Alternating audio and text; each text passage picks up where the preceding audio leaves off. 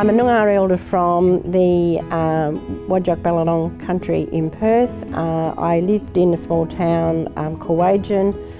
I have 3 children, 10 grandchildren and 3 great-grandchildren. I'm a Noongar woman from the Whadjuk Balladong area. I grew up in a small town called Three Springs before moving to Perth in 2003. I have 2 beautiful daughters, adult daughters, and just recently become a grandmother to identical twin granddaughters, so I'm very happy about that.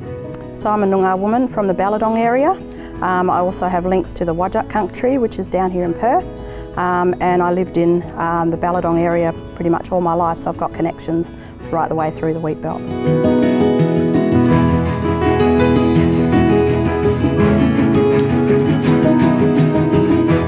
It's really important because of the significance of it and what it means to Aboriginal people with the referendum and the Mabo decision. So it created a pathway for Aboriginal people, the significance there to work towards then coming together with the non-Indigenous people of Australia, coming together, working together and all being classed as equal.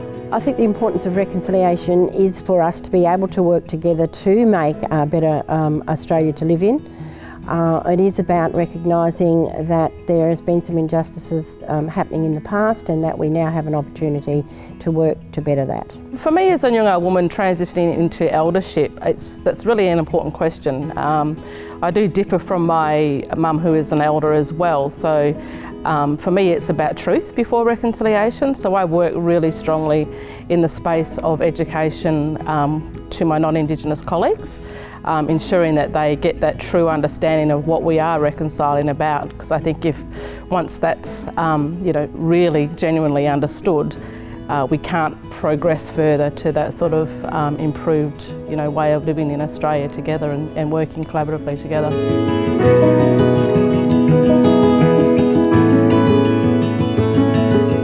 Staff need to be able to understand reconciliation and what that means for them, and then they can contribute at a personal level that is meaningful for them. For example, when developing plans, they need to be able to understand that there are cultural needs that need to be included in a plan, and if they need support around that, they need to be able to ask for that assistance so that they can develop those plans appropriately.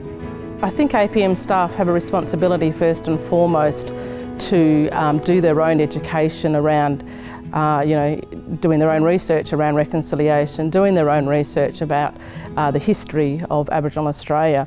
It's the platform for their ongoing and future learning to ensure that they are considering the cultural values and the cultural needs of Aboriginal people whenever they're engaging with them around developing NDIS plans, whether they're engaging with them in the community as such.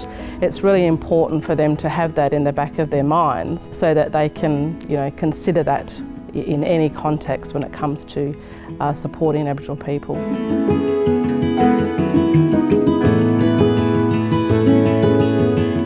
It means that APM do have an opportunity to work with the Aboriginal staff that are in the programs. It's a good opportunity for us to share our knowledges, exchange ideas, listen to one another and support each other.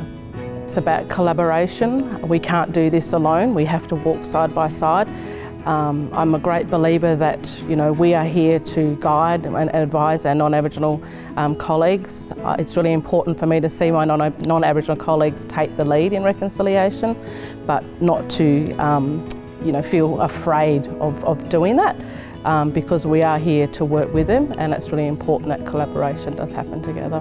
So what it means to me is coming together, Aboriginal people and non-Indigenous people coming together for the one purpose and sharing, cultural aspects of our lives and just understanding that, how to bridge the gaps with the different barriers that we've had to deal with throughout our lives and just making that culturally secure space for everyone to, understand and come together with.